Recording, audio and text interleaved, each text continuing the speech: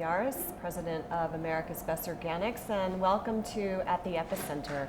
We're delighted to have Horst Rechelbacher, the founder of Aveda and Intelligent Nutrients, with us today to talk about his illustrious career and what he's learned and what we can learn from him in relationship to body care and organic. So thank you for being here, Horst. Thank you. It's a real pleasure. I'd like to start with how it all began for you. What inspired your interest in hair care and subsequently body care? Well, I was born in '41 and post-war Austria. And so my mother was a herbalist. She worked in an apothecary.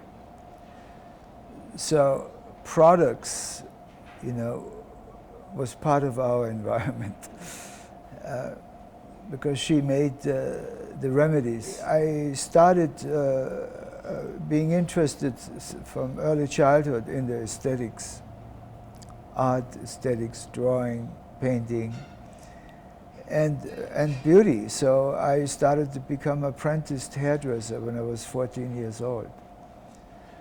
And then at 17, I was already freelancing for different product companies in Europe.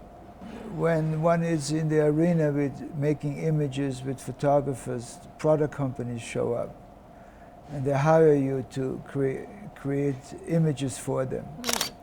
And also do product developing and product testing.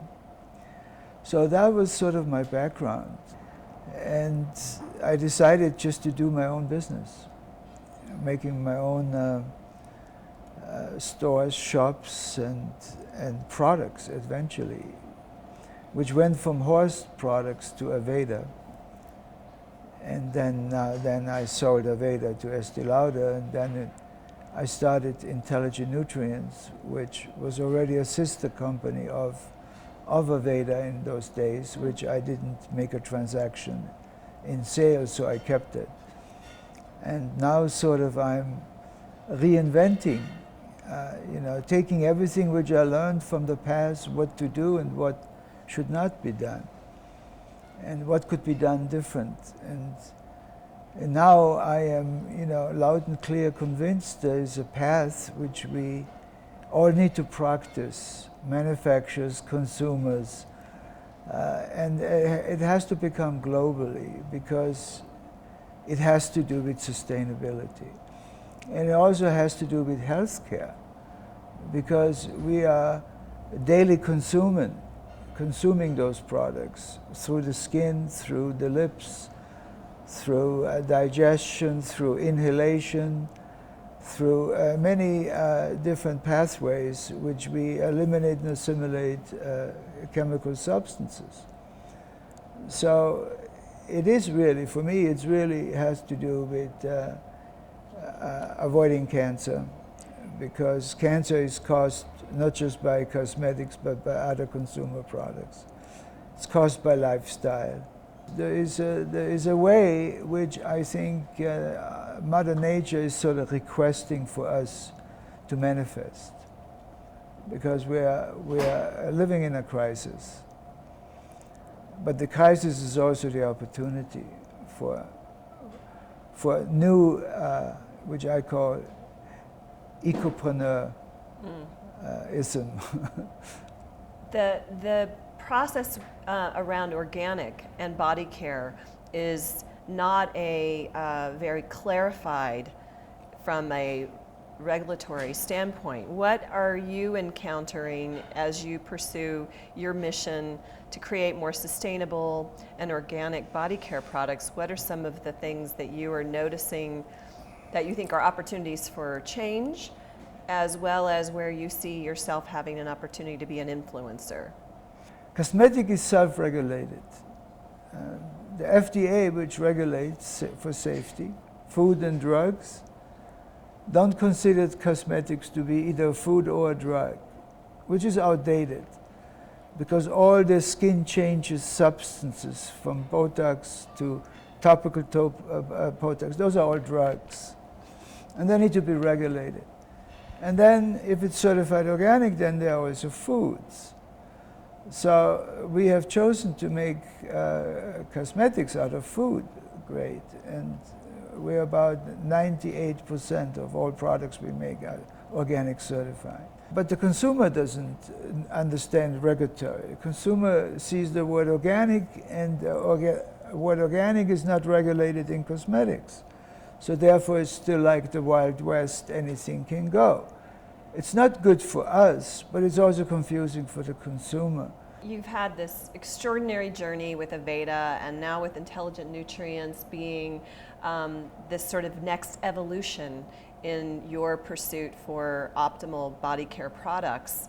What are some of the points of insight you would share with aspiring entrepreneurs who want to get into this work in the body care cosmetic space? What is some counsel you would give to those folks? I always like to follow science. Biological science, which is non-toxic. That's my ground rules for making products or consumer products, because ultimately it's all digestible. We are digesting everything we inhale, which we absorb through lips, through the skin, etc. So it needs to be non-toxic. But there is new breakthroughs. Like, for instance, I'm hugely involved with plant stem cells.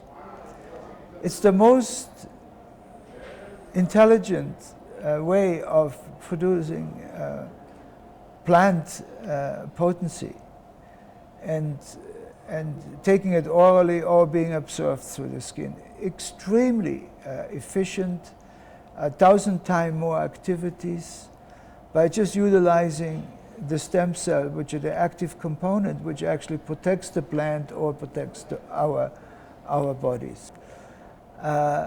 Very tiny amount of water, no toxic solvents, no GMO.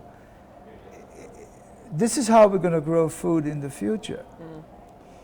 Because from my point of view, the planet is changing, so will agriculture. We are not going to be growing food as we're growing it now on the open fields.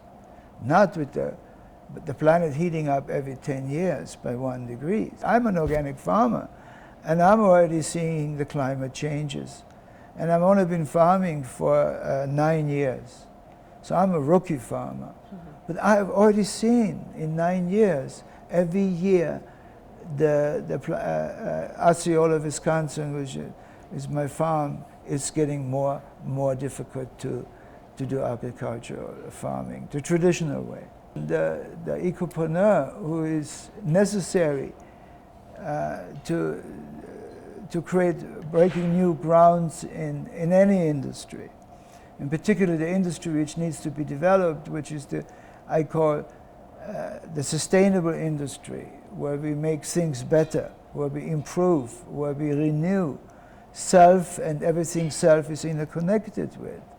So it's the intelligence which we are, and we just need to bring consciousness to it and stability to consciousness so that we manifest it.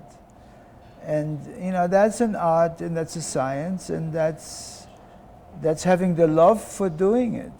And the love doesn't come until you make it loud and clear that it is intelligent. And it is necessary that you and I need to do it. And then it becomes the mantra, and then it becomes the mission statement, and then it will grow if you surround with the intelligence, which is necessary, which creates then the circle of wholeness of intelligence to make it happen. And that's how we grow the business, and that's how we develop ourselves as individually. So, I always like to compare the body as a business, and so is everything else. It's the business of being. I like that, the business of being. Yeah. When you started Intelligent Nutrients, you mentioned that you began with a food orientation because of your non-compete with the Aveda. When you shifted and started creating your body care and facial care lines, what were some of the goals that you had to really innovate from Aveda, because Aveda was such a profound change in the cosmetic and body and beauty care world when it was introduced. Well, the main focus I had when I started Aveda, because I was studying in India Ayurvedic medicine. So Aveda is pretty much an outgrowth of that influence. The main difference we made was plant-derived aromatics, which was called aromatherapy in those days, and still called aromatherapy. When I got into the whole Ayurvedic and traditional medicines, where I studied with different shamans, anthropologists, and integrative people like, you know, Dr. Andrew Weil and Deepak Chopra, and people who were looking at quantum physics at the same time as they were looking at biochemistry from plants and exclusively from plants. And yeah, it was easy for me to choose to reinvent myself because I already had this base of knowledge to feed from. So what are some of your insights that you've taken from Intelligent Nutrients that you think can be used by other people doing business or just living life? Well, you know, I have never been considered myself being so smart that I know how to do it all.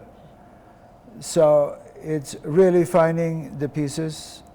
You know, it's like it's a flower. It has many petals, and each petal is an intelligence. It has a purpose and it has a function, and it needs to be unified. I did it with Aveda because I didn't know how to do it by myself. So I figured out I need to bring in the right intelligence. And I put it all in one room. It's communication. And it's also creating that which is the most important thing is why are we doing what we're doing? And actually creating conviction and love for doing it because it makes so much sense. And monitoring the process and keep on, you know, I call it inventory, where we constantly need to reinvent ourselves almost on a daily basis. And for that we need information. So if all entities which participate share information, then we know what are the crises and what are the opportunities to feed new intelligence, to make it new again. And that, to me, is in a nutshell how I conduct my business. I want to thank you, Horst Rechelbacher, for joining us at the Epicenter. Thank you. At the Epicenter is produced by America's Best Organics and Compass Natural, and is an opportunity to bring national thought leaders to our community here in Boulder, Colorado.